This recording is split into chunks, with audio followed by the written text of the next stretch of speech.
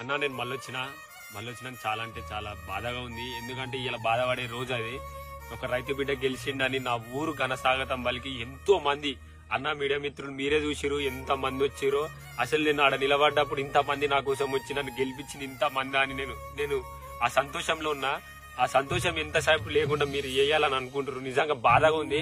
ఏడ్దామంటే ఇట్లా ఇది మీరు నెగటివ్ చేస్తారని నాకు భయం అవుతుంది. ఎందుకంటే ఒక 60-70 ఛానల్ రావచ్చు, యూట్యూబ్ ఛానల్.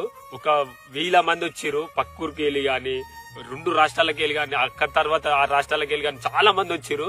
అంతమంది నా కోసం ఇంత రాత్రి వచ్చిరని ప్రతి ఒక్కరికి ఫోటో ఇచ్చిన. నాకు వీలైనంత మందం అందరికి నేను వీడియో ఇచ్చిన.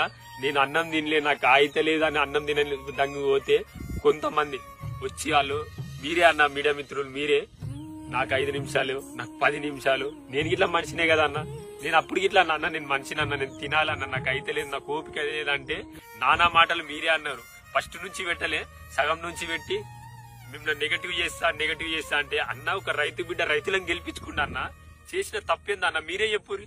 రైతు బిడ్డ తప్పు చేసినా నేను తప్పు చేసింది చెయ్యండి మా ఊళ్ళకి తెలుసు. వాళ్ళు నేను తప్పు చేయలే కాబట్టి నన్ను ఇవాళ గెలిపించుకోరు. పల్లె ప్రశాంత్ ఏందో రైతులకు తెలుసు, జనాలకు తెలుసు, జనాలు చూస్తున్నారు. మీ పక్షాన ఏమన్నా తప్పుగా మాట్లాడుంటే దయచేసి నన్ను క్షమించండి. కానీ పల్లె ప్రశాంత్ అసలు తప్పు చెయ్యడు. మీరు ఆలోచించురు అన్న నిజంగా.